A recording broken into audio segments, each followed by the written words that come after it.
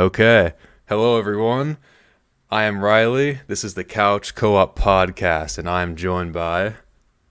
My name's Cal, and we talk about, anything you talk about on the couch with your best bro. That's what Mhm. we do here. We're going to talk about culture, pop Current culture, events. Yeah, and current events, anything that pretty much comes to mind, I guess. anything that'll get us lots of clicks. Not going to Yeah, lie. exactly. So, Yeah. Yeah. So, I thought that we would start off with kind of a question that I think would be a good introduction to the both of us. So I'm going to ask you what were your beginnings on the internet? okay. So my okay, beginnings on the internet in general, like first time ever venturing on the Uh web, I guess like or do you content mean, creation. okay, Yeah. that's what I wanted to clarify. Yeah. My first venture into the internet as far as content creation. See, I didn't know that content creation was a thing. I was a very sheltered kid. Mhm. Yeah. Lived way out in the boonies. I was a farm kid. Didn't have anything to do on the internet. We didn't even have we had the internet hooked up to our main computer, and this was when dial-up was a thing. I remember the annoying dial-up sound. Um, and so my experience on the internet before, I don't know, I was maybe like 21, 22, somewhere in there, was just looking up cheats on the internet. Oh yeah. Cheatsy.com. That was my place. Mhm. What really got me started into it is I got into, well, I've always been into zombies. I've been into Call of Duty Zombies from the beginning. Oh yeah. What got me into it was, for whatever reason, a Mr. Raffle Waffles video popped up. And I had no idea there was a story. I had no idea any of it. Mhm. And I went down a rabbit hole of watching his videos. And it's a funny story because at first I really liked Mr. Raffle Waffles, Mhm. but I did not like Noah J456. Me neither. I was There was never a a Noah J guy. there was a video of the two of them together, and Noah was being such a jerk, and I was just like, wow, Milo is like the nicest guy, and Noah, I mean, he was just memeing on him. They were Mhm. playing Sniper Elite 3, I think it would have been back then. Mhm. But that's really what started me into it, and then I was like, wow, like these guys, they're doing something really cool. Like this seems like it's a lot of fun. So I started my own channel. I had a crappy, really terrible laptop that I couldn't play games on. I couldn't do anything on. So I spent more than I should have. I got a capture card. I Mhm. had my PS4, and I was like, "Oh, I'm going to do what everyone's doing. I'm going to make guides." And I remember Oh boy. Yeah. I spent, and it wasn't good because I was in my college career pretty early on at that point. I spent probably 14, 15 hours making an Origins Easter egg guide. Oh wow. And I was so proud of it. And looking back now, I don't even know if I can find it. I don't have my original channel. I ended Mhm. up deleting it. Um, but and anyone that has ventured into content creation probably will say the same thing. Your first video you post, you're so proud of it. You're like, this is going to blow me up. This is going to be, it's way better than everyone else's. Mhm. And Oh you yeah. post it and you get nothing. Mhm. Yeah. You get nothing. Exactly. If you're brave enough to tell your friends that you made a YouTube video, they will click on it. Mhm. But I wasn't brave enough. I didn't tell anyone. And looking back now, it was trash. Like I've watched it since and I'm not proud of it. Mhm. But that would be the original thing that got me into it Mhm. was an Origins Easter egg guide. Yeah. And then from there, again, I didn't know live streaming was a thing. I Again, on my crappy little laptop webcam, I started streaming, and this was right when World War II zombies would have happened. So I Mhm. remember streaming the Final Reich. My computer barely played it. So yeah, that would be my start into Yeah. the internet and content creation? Hmm. What about Yeah. you? Mine was kind of like similar beginnings in terms of the equipment. I had a big black laptop that my mom ordered off of the TV, and she got two, one for her and one for me. And and I started watching Five Nights at Freddy's videos, and I was just obsessed with it. I had a personal like group of like a circle of friends that I would hear about it all the time from talking about Markiplier, Jacksepticeye, all these big guys that are like household names now, and then I picked up Black Ops One Zombies one day, and I'm like, I wonder if there's YouTube videos about this. So I start looking it up. I start going through, just the roster, Mr. Raffle Waffles, like two Pro Few games, and then eventually to like some smaller streamers like Greg FPS and Lunatic. Um, Yeah. so I'm like, all right, well this is pretty cool. Maybe I should try this out. So I started doing some like like not great videos, zero editing, like one take, that's it. You hear my mom talking to my grandma in the background, so what? That's staying in the video because I don't know what I'm doing. So, um, yeah, that's what happened there. And then eventually I gave my capture card away. My laptop almost like blew up or something. Like it got to the point to where there was like so many viruses on it and stuff that whenever I would open it, it would go ew ew ew like a police car. So I'd just close it and I'd throw it away. So that was an interesting end to that saga. And then I moved into doing like just live streams straight from the PlayStation 4. I did that for like off and on for like 3 or 4 years, and then I gained a few hundred subs from then. Again, off and on because I streamed off and on. I didn't really stay consistent with it ever until now. Hopefully, this can not only the podcast but my new equipment and whatnot can help change the tides for that. Yeah. It was very humble beginnings, and I'm kind of redoing it now. I got a laptop and like the same Elgato brand of capture card. So yeah,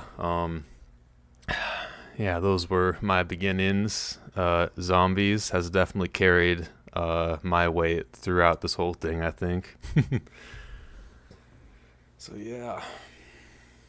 I feel like there are at least a few thousand, if not tens of thousands of people that started on zombies Mm-hmm. Yeah. and then realized there's nothing to do with zombies anymore Yeah. and quit. Oh yeah. Yeah, definitely.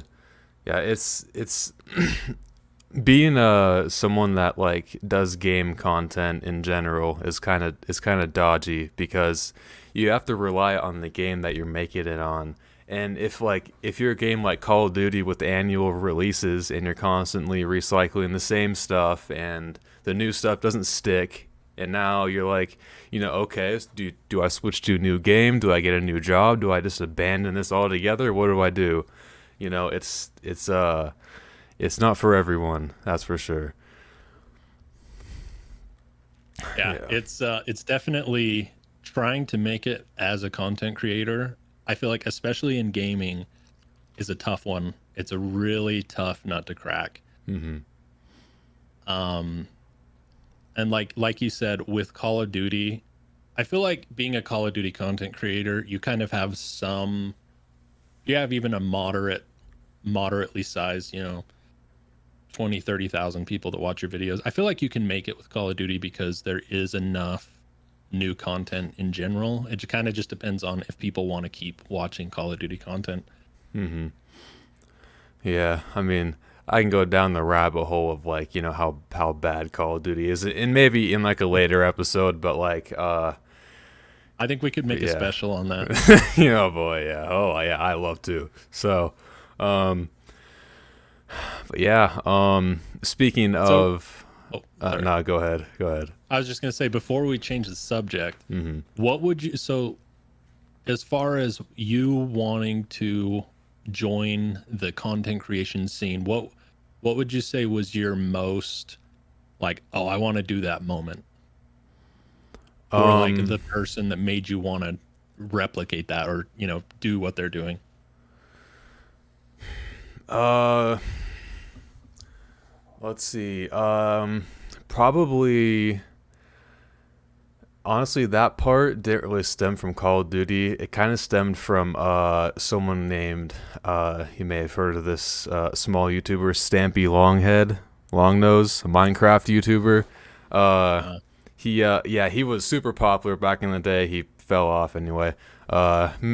Made a book, maybe even a TV show or something. But yeah, he did like gameplay videos every day, and I'm like, yo, maybe I could do the same thing with zombies or even Minecraft, because I mean, honestly, I can like interchange the two. Like they're two of my favorite games. So yeah, just like daily videos that kind of progress my world, so to speak. And something to get the audience interested into. But streaming, I really got it from watching Mr. Dog JD. It was launch night, the launch hour in quotes of World War II Zombies, when he was streaming the Final Reich like an hour before release or just something stupid like that, and he beat the Easter egg, and I'm like, yeah, this looks fun. But he's also like he got all that information from a third party, so shame on you. But also, I really want to do that. So yeah, like cool, like that would be nice to like play the games early and whatnot if I become popular.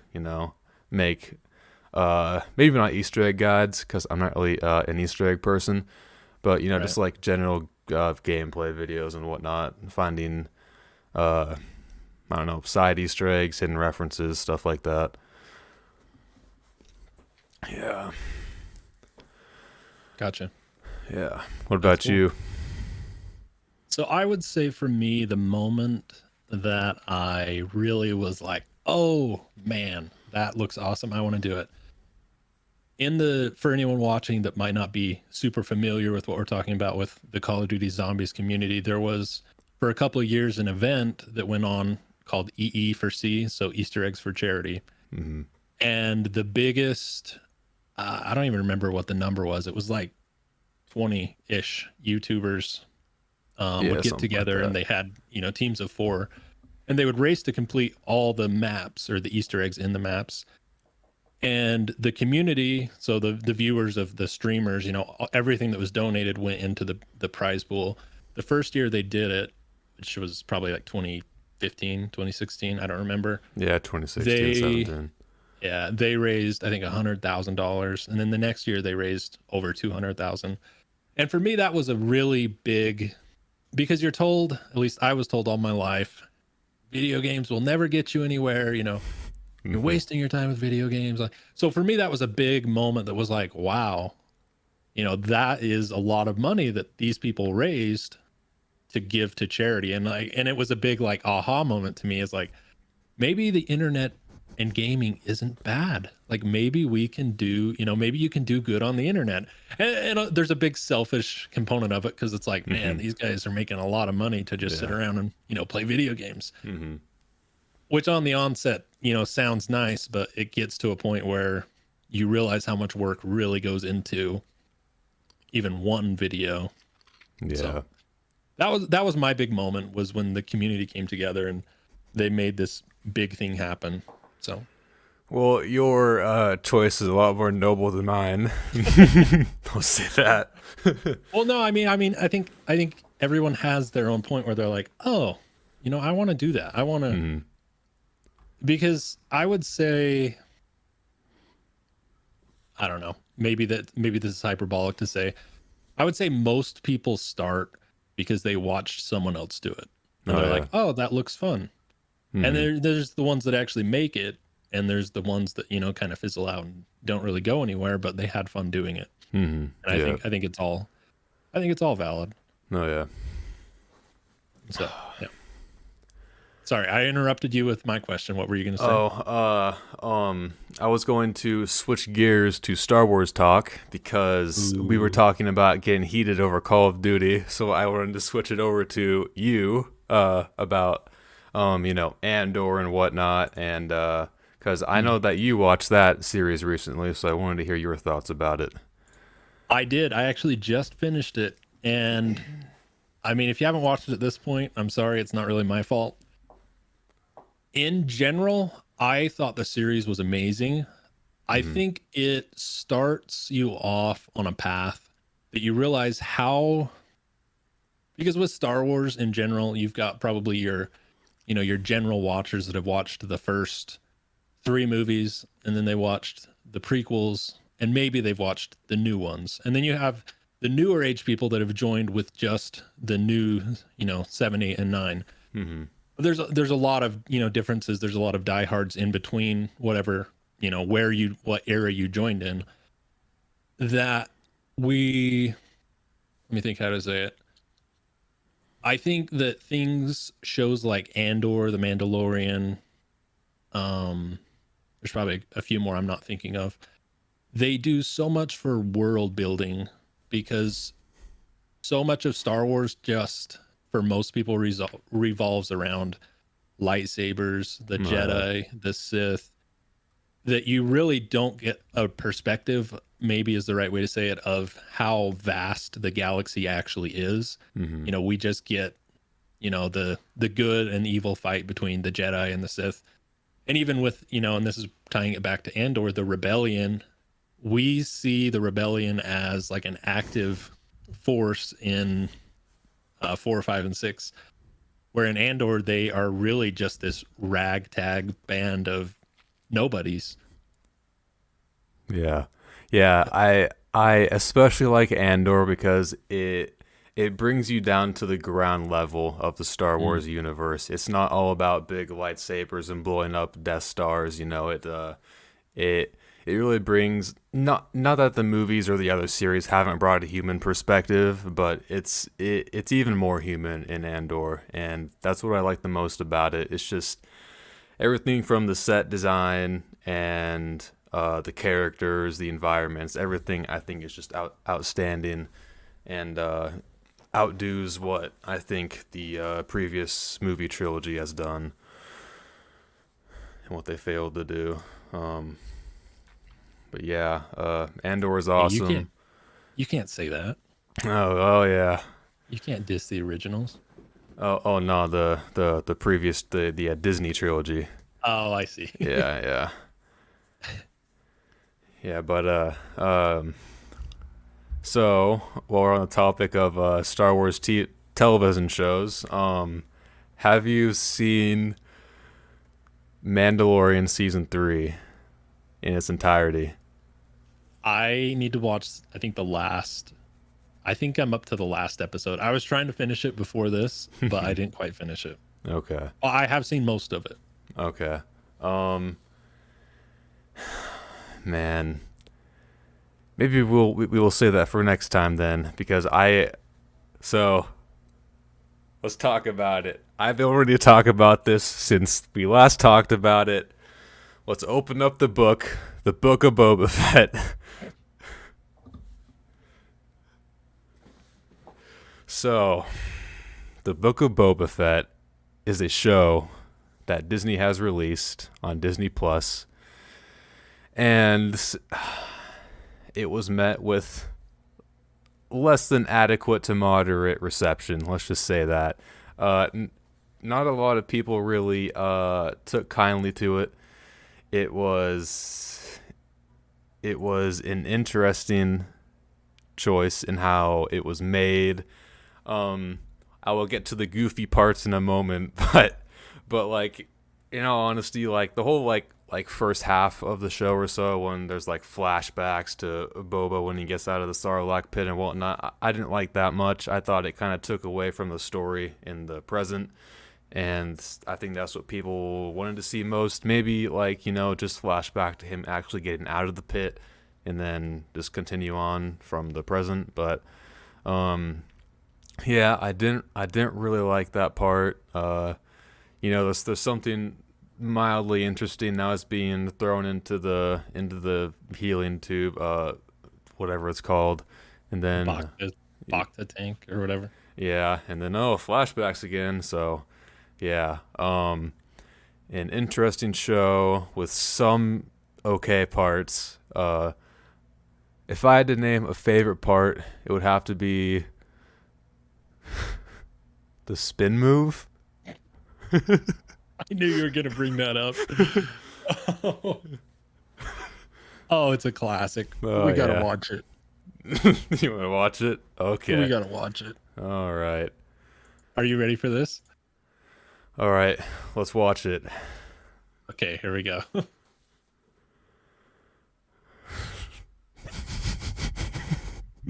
It moves. Oh, Hell yeah, it's the most man. unnecessary thing I've ever Oh my seen in my God. entire life. Hmm. Oh my gosh. Oh man. Wow. Okay, so when I'm gonna make a note for when we do talk about the Mandalorian because there's two that I saw in there. Oh, really? Okay. But I will warn you, they're not quite as bad, Mm-hmm. but they are bad. Mm-hmm. Like for a multi-billion-dollar company, they could Yeah. do better. Oh, yeah. They should do better. Mm-hmm. Yeah. So, There's so what do you think that was? what do I? Do you think that was a creative expression by the actor, I or was don't, that a director's decision? oh my God. I don't know. I think that might be something to do with like the actor. He must have been like, yo, imagine if I like spun around in my coat was like flailing around in the wind like I'm a superhero. I do a 360 on this guy that I just had a shot of, but listen, it's gonna look really cool. And boom, there it is, man. Uh, it's just I I can't See, I think imagine it was. I can't imagine like a choreographer or something doing that or like I don't know, man. It's just so out of nowhere and out of place. That had to be like, I mean, maybe not planned, but they were like that shot right there. That's what That's we're it. doing. Somewhere there was a creative mind that accepted that shot. They were like, Hmm. "Oh yeah, we're keeping that." Yeah, That's it. definitely. It's like Anakin in I think episode 1. I'll try spinning. That's a good trick. Yeah, I don't know. I've heard that actor specifically has like quit multiple projects. I think like Peaky Blinders is one of them. If you've seen that, he's one of the Peaky Boys, and I think he left after like season 4 or 5 for whatever reason. And then of course his character had to get recast. So I don't know. I don't know about that actor specifically, but I haven't heard really good things about him. So honestly, it makes a lot of sense that that is his decision to do that little spin jitsu move right there. But You've piqued my curiosity. I've got to know now. This guy. yeah, I'm pretty sure he's had some like drama or something behind the scenes of Peaky Blinders before. Peaky Blinders. Cause like he was in season 4, and then when season 5 came out, he was just gone, and there's like this other Yes. guy that doesn't even look like him there. Huh. I don't think I remember. It has been a while and I haven't finished it. I need to go back and finish it. Hmm. But it's been a while since I've seen Peaky Blinders. Yeah. I don't remember him. Okay, that's funny. Yeah, I didn't know that. Oh yeah. But let's not focus on the spin kick though. There are I mean spin I've been watching some John Claude Van Damme movie stuff recently, so I have spin kick in the head. So no, but the spin Right move on, right on. the spin move unless you have more to say about that. I think we've uh abused the subject already. Yeah. Now there is one thing that I would like to point out about the show that I haven't seen a lot of people talk about, but Danny Trejo is in the show for like 30 seconds to a minute in screen time. And I didn't even notice it through my first time watching it. And then I'm like, huh. Wait, was he actually in the show after hearing people talk about it? And sure enough, he was. He was the dude that gave Boba his Rancor. And I'm like, how do you put someone like that in there for like a minute and a half? You know, it's I don't know. That that show just did more wrong than right. See, I don't believe it. I've got to check this out. You gotta believe it, man. I mean, Oh wow. How did I not notice that? I think he even got like a character poster and like everything too. Like, they like release like character posters throughout like when the series is going on, and Yeah, like I'm looking at it. and like he showed up, and I'm like, wait, what? Wow. How did I not notice that? That is crazy. I know, right? But yeah. I guess what we're trying to get across here is that Star Wars is kind of down bad right now. Like, we'll get to Mando season 3 when we're all caught up. But yeah. I've got some things to say about it. Oh yeah. Well, I mean, hey, if you want to say them now, go ahead. No, I'm gonna save them. Okay. I've got a All list. right. We'll just do it all in one. Sounds good. Oh yeah. So yeah. So we will save the Star Wars talk for next week. So what other topics did you have in mind? Well, I don't think we can not, and maybe you were saving this. I don't Mhm. think there's a way we can not talk about the fight, The fight. the Wings of Redemption Oh Boogie yeah. How did I 298 fight. forget, man? Oh my god, dude. This is the Wings all the way, event of wings all the the way. millennium, man. I know, right? Oh my god, just, dude. So you Ah, got wings, huh? oh yeah, definitely Wings of Redemption. Wings of Redemption for the redemption, of course. He needs it. If I, but at the same time, it's so ridiculous. Like with a man's reputation, like Wings is, yes, he signed the contract and everything. He had Keemstar come to his house and film him doing like shadow boxing and whatnot, and pushing his wife around in a wheelbarrow. Well, he tried, but had a flat tire. Um, but yeah.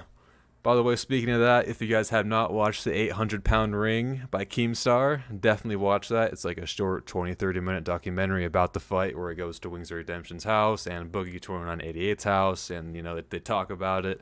Um, I am more excited about this than I really should be. Um, they are two overweight guys who have been on the internet forever, and they're about to fight it out for their careers and just everything in their life. They're trying to make their life better. At least that's what Boogie says. Wing says he's just doing it for the money to to pay off his house or something. I don't know, but Boogie has the right mindset. He wants to make his career better and his future bright, and he says that he's gonna go on a tremendous weight loss journey after this. And will he? I don't think so. Neither will Wings. I don't think so either. Um, but yeah, it's definitely interesting to see two 400-pound men duke it out in a ring. I personally think that's more interesting than any other YouTube boxing. Uh, just because like at the beginning it was kind of cool. With like I don't know who it was, like KSI versus one of the Paul brothers. Like that was interesting. But Yeah, I think it then was him and Logan. Yeah. yeah, but then it started to turn into like kind of like regular boxing, so I didn't really watch like 99% of the rest of it. But this fight, like, it's just so weird how like these guys have passed their physicals, they've gotten their doctor's approval, they've gotten the whatever boxing organization it is, they've gotten their approval somehow, and they're all good to go in Paris on like the 13th, May 13th. That's next weekend. Um Hmm. I don't know, it's just unbelievable. Absolutely unbelievable. And they have some differences. Like Boogie is like, at least 10 years older than Wings. He has well, obviously they both have terrible physical problems, but like, Hmm. and like Wings said that his heart is healthier than his, and he said that because he had it tested in the not so long ago year of 2018. So of course his heart is still healthy now. Um, so yeah, I cannot wait to watch that. It is the fight of the century. It's gonna be so awesome. I don't even know who's gonna go down first. I couldn't even tell you. What do Do you we have think about it? predictions? Do we have predictions on Oh, your end? predictions. I want to know. Okay, I want to know. I don't know. Did they say how many? I don't know how many rounds it's supposed to go. You know, uh, like the maximum, like the set rounds, it's usually like three yeah, for these like I think beginner it bouts. I think it is three. I heard Okay, Keemstar throw the round three around. I want to know what round you think they'll make it to, who's gonna go down first, and who takes it overall. Your Okay. opinion. Oh boy. All right. Okay. So with the things you need to know about Wings of Redemption is he is not a very smart individual, but so he's been, according to him, he's been trying to lose weight. He's not eating a lot like what Boogie is doing. Boogie's trying to eat a lot, gain some muscle, but Wings is drinking Slim Fast and sleeping all day, and streaming Call of Duty. So, um, I really want Wings to win this, but I honestly think that he is going to go down and he is going to stay down because how it. I've seen Wings of Redemption try to get up before. Like there's this clip where he was trying to sit in his chair, and then the chair just goes that way, and then he falls on his butt on the floor, and he's trying to get up. It was so embarrassing, but anyway, but like yeah, Yeah. like something like that, and but also like I don't know, I would like to see the Wings of Redemption again, um, but these two guys. I don't see them making it out of round one.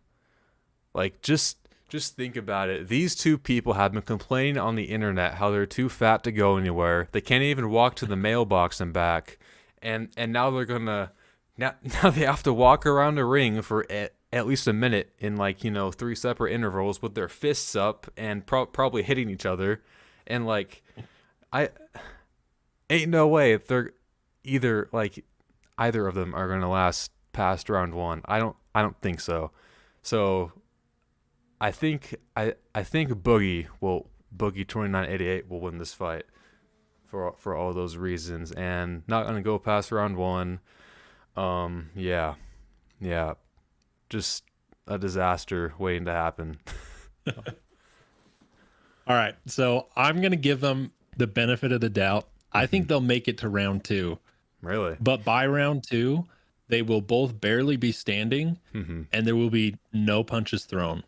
And at that point, it's just going to be survival of who can stay standing the longest. They're gonna try to outlast each other. They're gonna try to outlast each other. Hmm.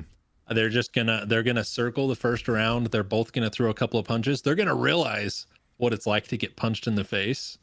Maybe they already know. I don't know. I've never actually been punched in the face, Yeah. besides like sibling fighting. But I don't think they'll. I give them the benefit of the doubt. They'll make it to round two, but I think they're both going to be so gassed at that point. Hmm. Like you said, though, it seems like Boogie actually cares, Yeah. and he has been doing some conditioning. So I'm going to say Boogie's going to take it. Hmm.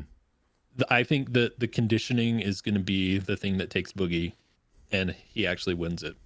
Yeah. Yeah. Because like Boogie posts, videos of him like, or well, he says that he's like walking his dogs and whatnot. But what do you see Wings do? He says that he's punching the bag, and then he's sitting in his chair playing Call of Duty. So I don't know. Honestly, I think they're like doing the best they can in their situation. Um, I'm still stoked regardless of the outcome. But yeah, it'll be Oh, it'll. it's gonna be great. Mm-hmm. It's gonna be probably the best thing. If YouTube rewinds were still a thing, it would be all about this fight. Mm-hmm. Definitely. Oof. Well, I don't know. These two have a. No, it's gonna be huge, man. It's gonna be the most watched thing in YouTube this year. Yeah, probably. Because they're basically both of them have been, see, I would say Boogie was really popular and then he adopted his villain arc Mm-hmm. and he went downhill and now nobody watches him.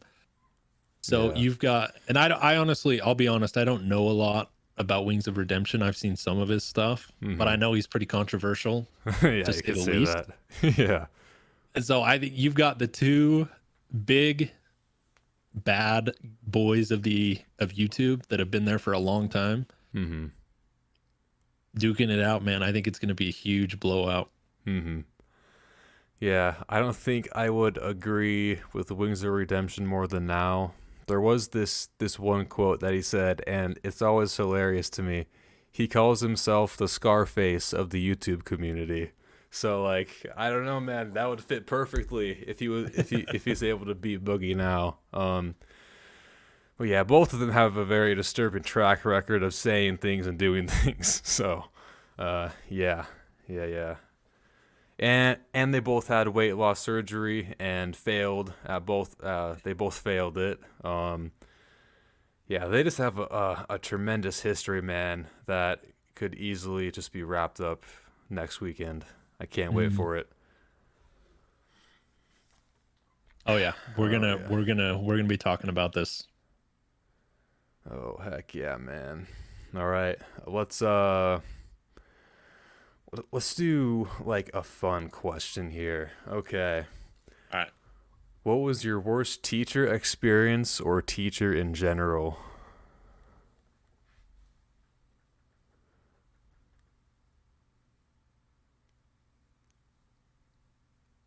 that's a tough one. Do you have one? I do. I do. Because okay, so I grew up in a small town and I knew everyone. Mhm. I'm gonna have to think about that question. Go Okay. ahead. Let me think. Um yeah, so there was this one teacher, 7th grade. I heard a lot of stories about this science teacher. Her name was Miss Rossman. She was big, so of course the students would have to make a bunch of fat jokes. Like, if we were on the school bus, they would be talking about how Miss Rossman would eat the school bus because it looked like a Twinkie. But anyway, so like on my first day of middle school, I get told this story about Miss Rossman and how she threw a stool at someone because they were sleeping in her class. And that would be backed up later on by an encounter with a good friend of mine, Telis or Darren. He once fell asleep in Miss Rossman's class because we were both in the same class, and one day he decided to fall asleep. And while Miss Rossman is giving her a lecture about whatever it was, she's like looking around at all the students, and then she stops. She looks at Darren. He has his head down like this. He's just falling asleep like he always does in classes. Like, this is not new to him. Miss Rossman walks over, slams her hands on the desk. He pops up, and then she's like, I don't remember what she said specifically, but it was like, "What are you doing sleeping in my class? You think that's okay? Come out in the hallway." So she goes in the hallway, closes the door. She comes back alone. No idea what happened to Darren. And he just got like sent to the office or something. And then like so uh yeah, this that was like, and then there were like one or two like similar occasions where she just didn't really show a lot of care, I guess, to students who weren't doing too well. Honestly, there's some other teachers that I know were there, but that just don't come to mind. Like, well, there's this one that I had in like probably the same year of school, 7th grade math. except this year,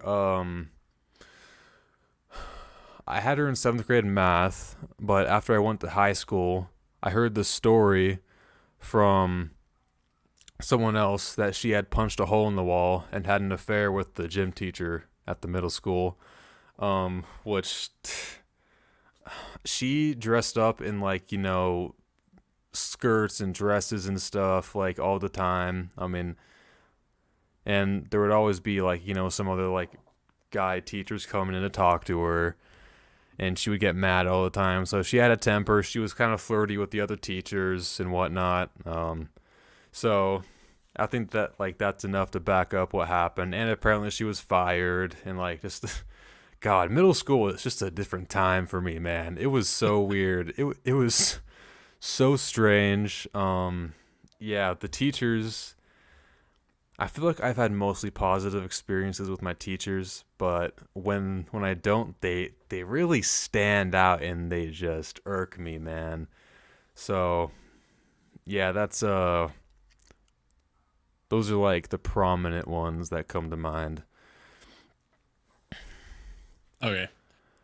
Yeah. So like I said, I knew all my life. I knew all my teachers. I was a small farming community. Hmm. So there's not a lot that stands out, but there is one that I would say maybe not even a terrible teacher, Yeah. but like as far as an educator, not great. Hmm. But we, me and my, two or three buddies, first grade. So what's first grade? Like 6, 7 Yeah. ish, something Yeah. like Pretty I think much. it's 6 to 7. Hmm. And we were annoying kids, and I know it, I recognize it. Hmm. But he would come in every day with his Pepsi, and he would, and a tall Pepsi, like Hmm. the 40-ounce ones. Hmm. And he would come in and he would bang his Pepsi down, and we in unison would all go, "Ooh, did you bring your Pepsi?" Just as annoying kids, and every day it got under his skin. Hmm. And there was this one day Hmm. that he didn't bring his Pepsi in, and we would not let him forget about it. We would raise our hand. We're like, "Are you in a bad mood because you couldn't get your Pepsi today?" And you could just, and he was a big guy too. Hmm. Um, he's actually passed away, Oh, bless really? his heart, because he was a good guy, Hmm. but not a great teacher. And Hmm. it would just, you could see us getting under his skin. You could just see us digging our way under his fingernail. Like it was bad. Hmm. And the the very end of the day, well, not the very end, but like where he finally had it, he's like, "That's it, you three, whatever it was, get your chairs, you're gonna go sit in the hall." And that's why I say he wasn't a great teacher, because then we're unsupervised sitting out in the hall, and so we start goofing off out in the hall. That I would have to say that, it's not a great answer, but it's Hmm. a funny answer. Yeah, it's you a know good one. we Yeah. we gave him, oh man. And like I look back now and I'm like, I would have literally thrown myself out a window. Hmm. Disrespectful kids, like, I can't stand them. So I can't imagine actually how he was feeling, Hmm. because I know how annoying I was. Oh yeah. Yeah, I kind of like I didn't really have like a set like group of friends, I guess. Through like at elementary school, I had like one or two friends that I would hang out with consistently, and we Mm. we weren't like the rascals of the community or whatever, but we were like me and this one guy, we would laugh so loud on the bus because we're just like 8 or 9 years old, laughing at the tip of our lungs, and like all of like the fifth graders in the back, the cool guys in the back of the bus would be like, "Yo, shut up there," while they're like lighting up a cigarette or something, because that that happened in the back of the bus one time. This one kid lit up a Right. cigarette and burned a hole in the back of one of the seats and got like expelled from using the bus again. Um, Ooh. so yeah, yeah, school was an interesting time for me to say the least. Yeah, man.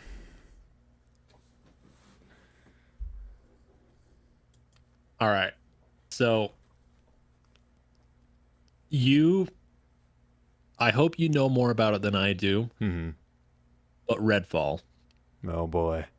Heck yeah. Have you heard of Cyberpunk 2077? Oh yeah. Have you heard of Fallout 76? Yeah. Have you heard of any Call of Duty released in the last 5 years? Bought 'em all like a sucker. Well, that's what Redfall is, baby. Broken and busted and ready to delete. That's all it is. You want to buy Redfall, you better have a hammer ready because you're going to want to smash that sucker as soon as you put it in your console. It's my God. I just want to roll my eyes at the AAA gaming industry. This is modern Mm. gaming, ladies and gentlemen. Releasing broken games and ready to fix them later or never, like Anthem. But we don't talk about that game. So, yeah, Redfall. One, it looks like Fortnite. So, and two, there's like barely any enemies in the world. It's like a vampire. It's like a vampire game where you go around this like deserted world and kill vampires, but there's like one vampire for every like 5 miles in the game. So there's nothing to do. It's broken and busted. All the animations are just not working. Like the graphics are, I mean, graphics in a game depending on how good the game is, right? So like, but the game is bad, so due to graphics, that's going in the on the list here. Um yeah, it's just so broken. I'm sick of seeing these broken games coming out where they're worth $70 now, not even 60. Um, and especially when it's something like Xbox, I'm not like a fan of Xbox really, like or a fanboy I should say. Like I can't remember the last time. I think it was Halo Infinite was the last game that they released. So like now you're waiting all this time, and now your next AAA game is Redfall, and it's another Cyberpunk. So I don't know. I just think that the AAA game space needs to be reevaluated, and Redfall is a prime example of that. Yeah. Okay, so I didn't actually know much about it, but I've seen people, commenting on it, and I've seen videos saying, "Don't buy this hot garbage." Yeah. But the best thing that I've seen, okay, two things, but the absolute best thing that I've seen is the Xbox CEO, I believe his name's Phil Spencer, and he said, I quote, "There's nothing more difficult for me than disappointing the Xbox community," No which is boy. BS. Yeah. But it gets better, and he says, "I'm upset with myself." Okay. All right. And you just have to be the most delusional, narcissistic prick to actually say something like that. To Mm-hmm. be in the position you're in, to have disappointment after disappointment after disappointment, triple A game releases, to say that, like, that is next level. There's no other way for me to see it other than narcissism. Mm-hmm. Yeah. Yeah. I don't know, man. That's why I don't buy really AAA games anymore. Because they're all broken. Like that's. You really can't. Like, I can't, like, and I've been thinking about it. I can't think of one single triple A game release in the last 3 4 years. I don't know. Mm-hmm. Put any timestamp on it you want. That Yeah. was a huge success. That was like, okay, besides, and I mean, every game is going to have their issues, but that wasn't hot garbage. Besides, perhaps, and I don't know if you played it, Elden Ring. I feel like Elden Ring had a great launch. I feel like they had a few issues they had to sort out, but it's because it wasn't a multiplayer live action game. Mm-hmm. Yeah. I did not play the game, but I've watched several playthroughs of it, and the game does look fantastic. Uh, Yeah, I haven't heard about any blue screen errors or anything like that. So yeah, that's why it won Game of the Year last year. So That's right. yeah, shout out to Bill Clinton, by the way, and the unorthodox rabbi, or whatever that kid said.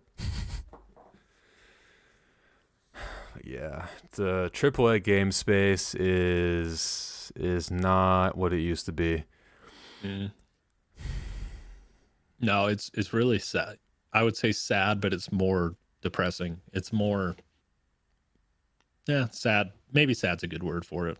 It's all about money now. It's all about money. Yep. So, with that topic on the mind, do you think that live action multiplayer, the direction of trying to get everything to be live action multiplayer, do you think that's the issue? Yeah. Do you mean live service? Or yeah, sorry, live Yeah. service. Yeah. Yeah, sure. Yeah. I think so. Because if you don't have a live service game that has like a roadmap for the next year or whatever, then you have to release a game that's finished, and who wants to do that, right? You can you can put crunch on your developers, and instead of making like maps and like things to do in the game, nobody wants that. Put a bunch of bundles in the shop and things that can be paid for only. So yeah, Shout out to Call of Duty. yeah. So yeah, Call of Duty is definitely one of those. So like I think that games would benefit simply from more development time, a less money hungry studio and or publisher rather. Um and yeah, just more time in the oven, a more like direct vision of what they want the game to be if they do want to do a live service and continue it for a year or more. Or they'll just get lightning in a bottle like Fortnite or CS:GO, and it'll just continue on forever. So yeah,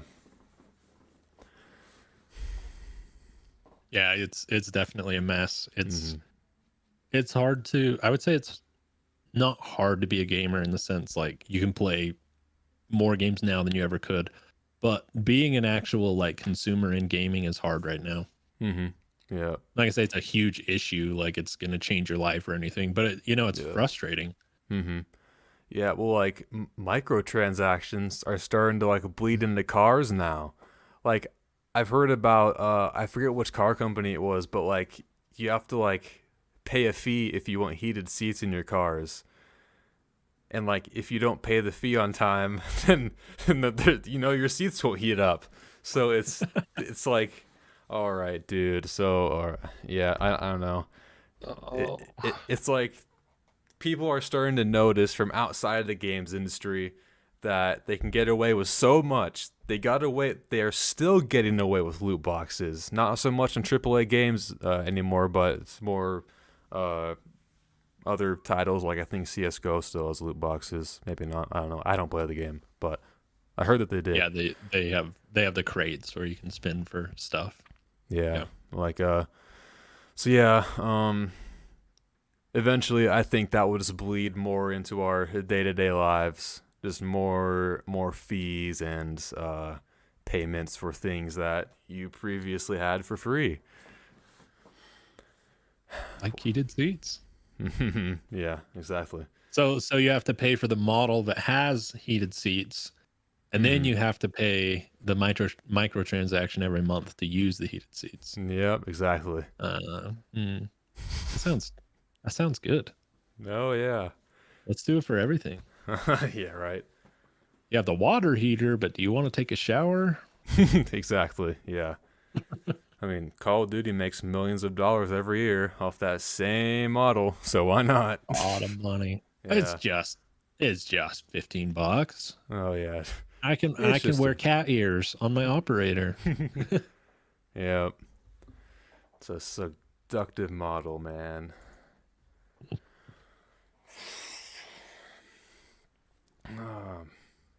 But yeah, I have not been more bored with video games than I am now, honestly. I Yeah. was thinking maybe I should play through Elden Ring. I've never played through any of like those like Souls like games or anything, but like after hearing how good it was and like watching you play through it, some other people, Asmongold, Doctor Disrespect, I'm like, yeah, that game was pretty fun.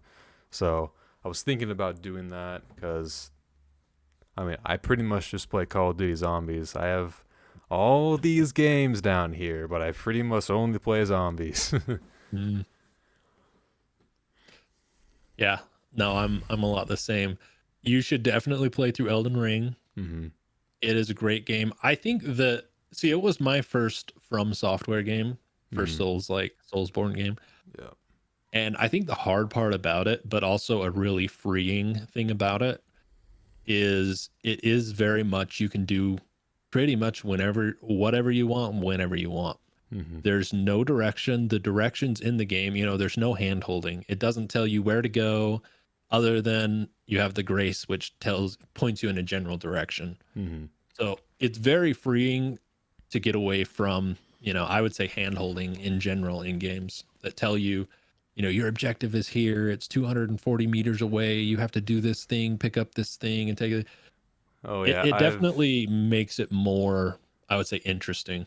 oh yeah, I've seen all the memes, man. All those like on one side you'll have Elden Ring's HUD, and then you'll have like a Ubisoft HUD. It'll tell Yep. you like where all the gold is, where all the hidden places are, and then over here, it's just yeah, go wherever you want, do whatever you want. So Yep. Yep.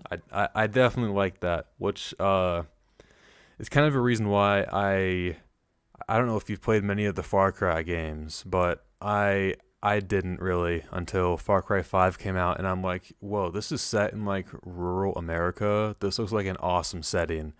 And honestly, I loved Far Cry 5. Oh my god, I love that game so much. And then Far Cry 6 comes out, and it really shouldn't have bothered me as much as it had, but it had a mini map in the top left, and Mm. I just could not fathom why they added a mini map into the game. I just kept staring at it and seeing all the little dots where everything is, and I'm like, I liked Far Cry 5 because it yes, it still had it in like, you press tab and you open up the big map of the world. Sure, it had all that stuff on it, but like if you just like ignore that, like the HUD was minimal, you could pretty much ignore the map and just explore. I feel like when things are like directed for you in the corner of your screen, that like that exploration feeling Mm. just kind of dwindles down, and you feel like, oh well, there's a cave over there. It tells me exactly what's in it. So what? I don't know. It just doesn't seem as interesting to me as like, ooh, a mysterious cave.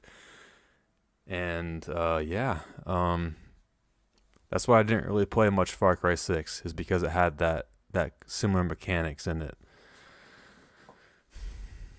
The hand holding mini map, huh? Yeah, kind of the same thing with Cold War Zombies, Call of Duty Cold War Zombies. Like I don't really like the mini map in that either.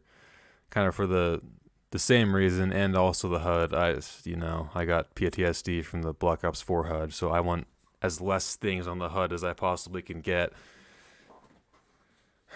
But yeah, man. Well, and I feel like to maybe, sorry, did you have something else to go No, or to stay on there? not good.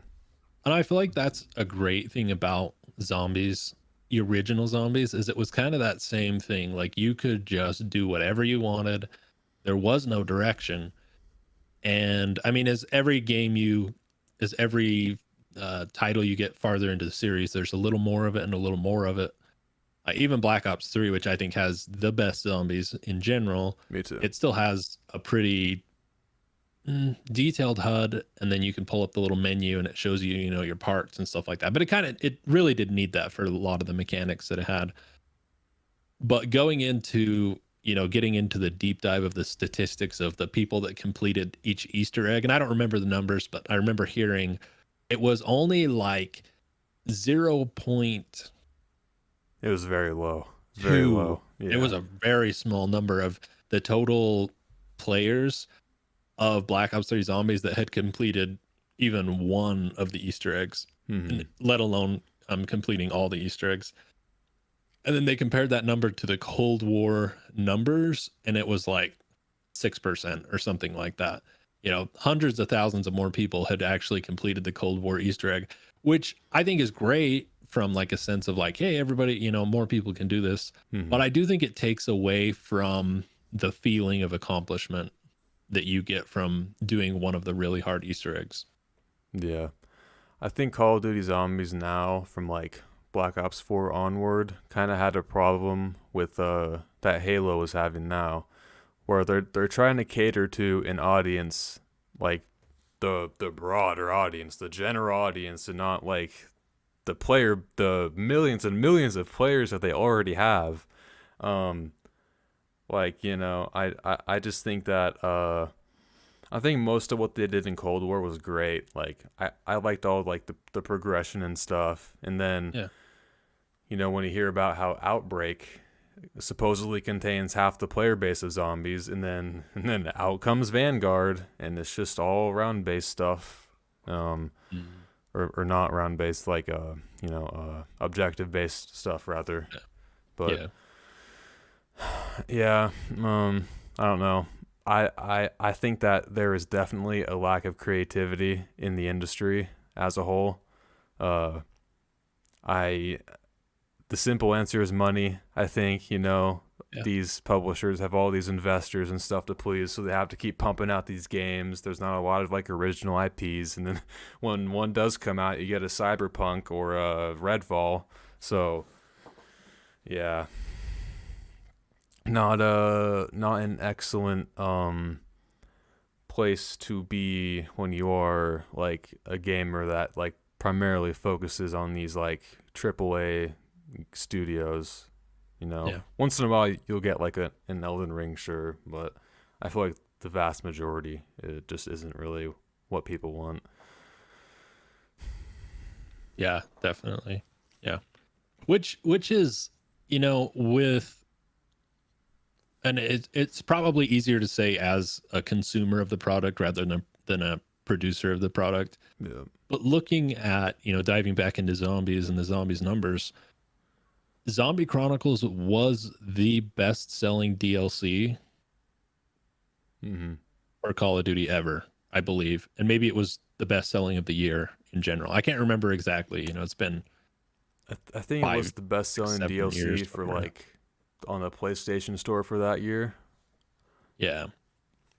That's what comes to But mind anyway. But like kind of like you're saying, they don't I feel like the main issue that AAA game production companies have, and I think it really comes down to, you know, like talking about Phil Spencer, the CEO. I think it really, you're right, it comes down to the money, and it comes down to, well, we have put so much, you know, they probably have figured out we can put, you know, 10 million or whatever into producing the game, put 5 million into actually putting out ads and, you know, ad space and all this stuff for the game, make it look really cool, mm-hmm. and then we can sell, you know, 40 million worth of product rather than like putting the actual time in.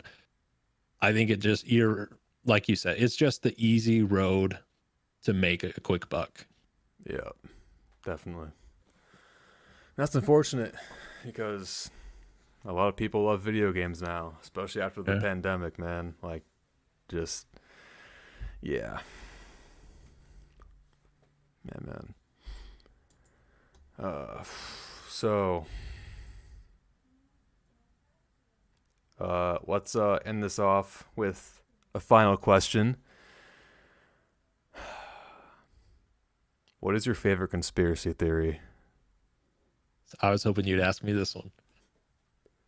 All right.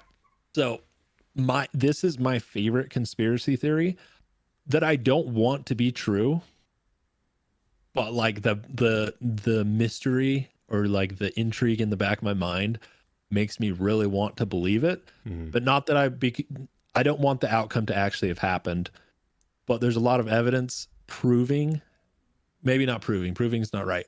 There's a lot of evidence indicating that Hitler did not commit suicide, Oh my God, here we go.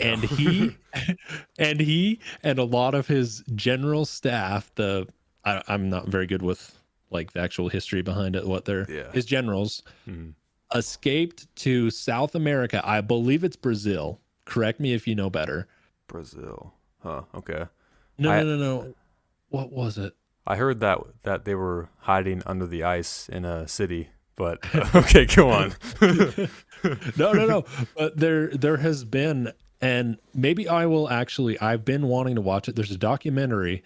I think it's called Hunting Hitler, if I remember right. Mhm.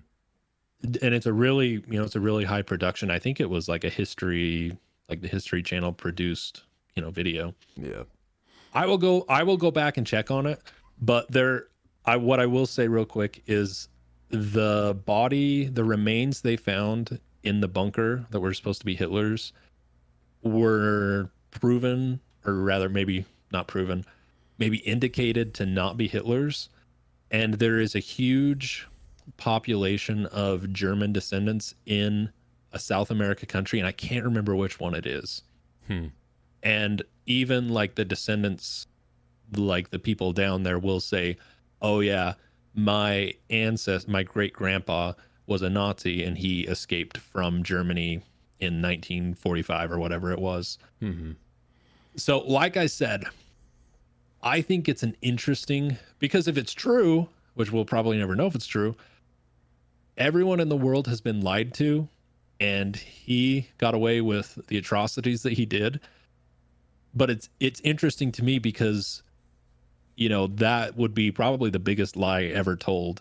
Mhm. But they just were so anxious for him to be gone with and everything to be done that they were just like, yeah, let's just say, or maybe it was just like, finally, he's gone. We don't have to worry about it anymore. Yay, hurrah, war's over, all this stuff.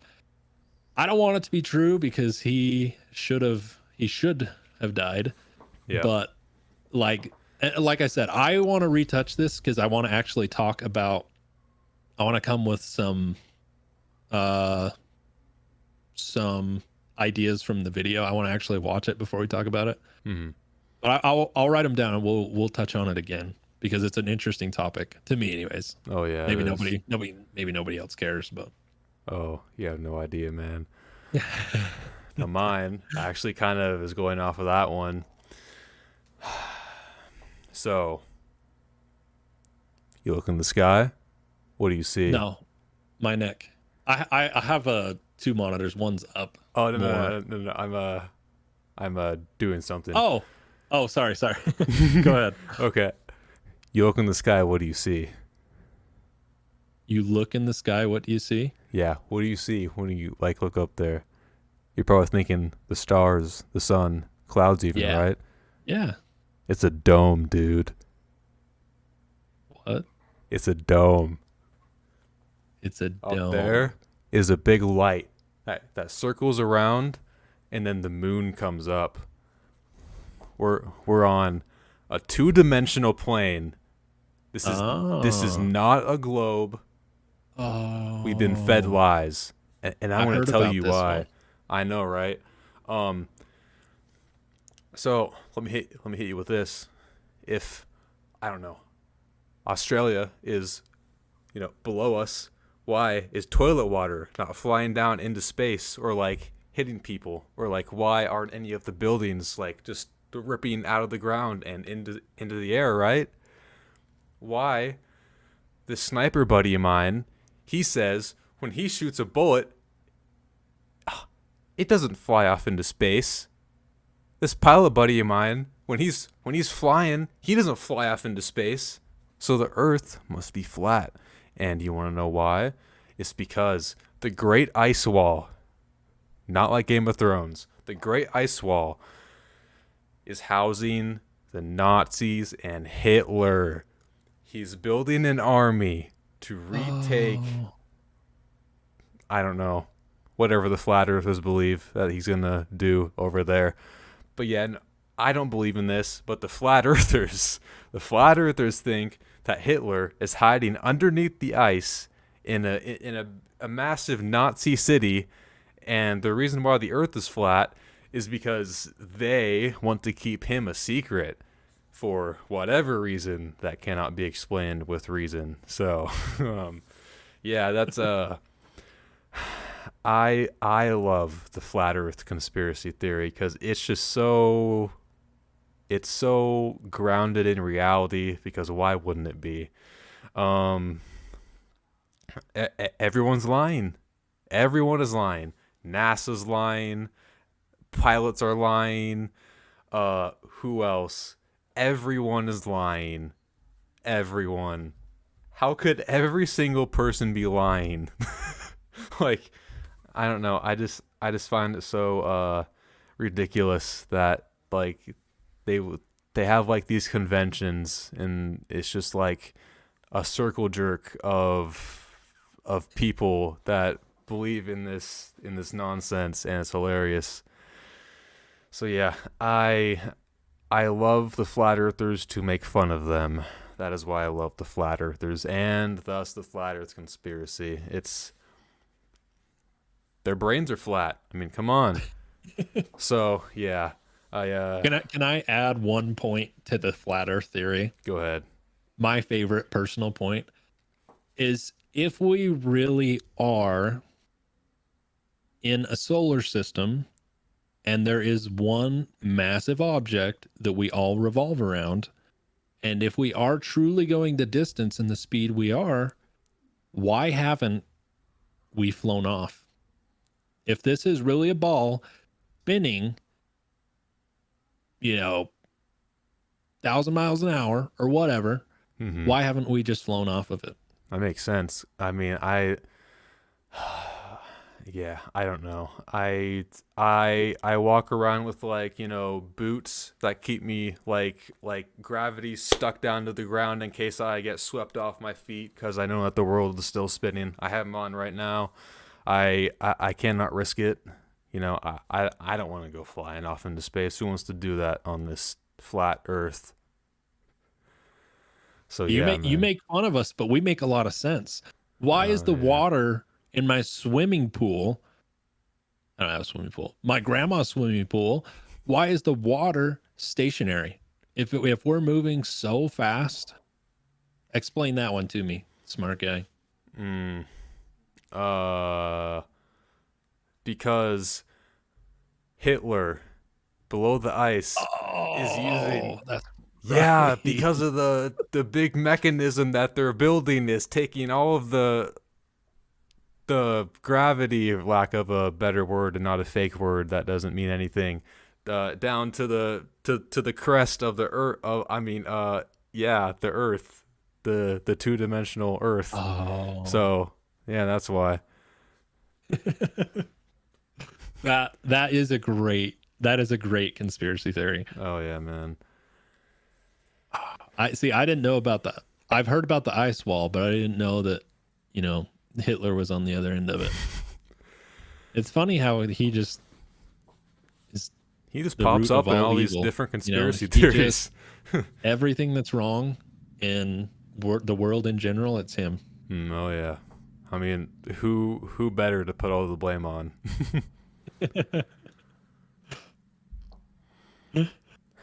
Oh, well, our theories are kind of similar. Yeah, man. Oh yeah. I got some I more, never. but I've got more too, but we'll have to yeah, save them. definitely. Yeah.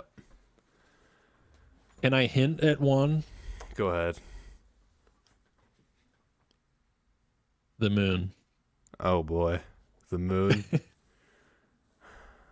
I will hint at mine as well. Crooked Hillary.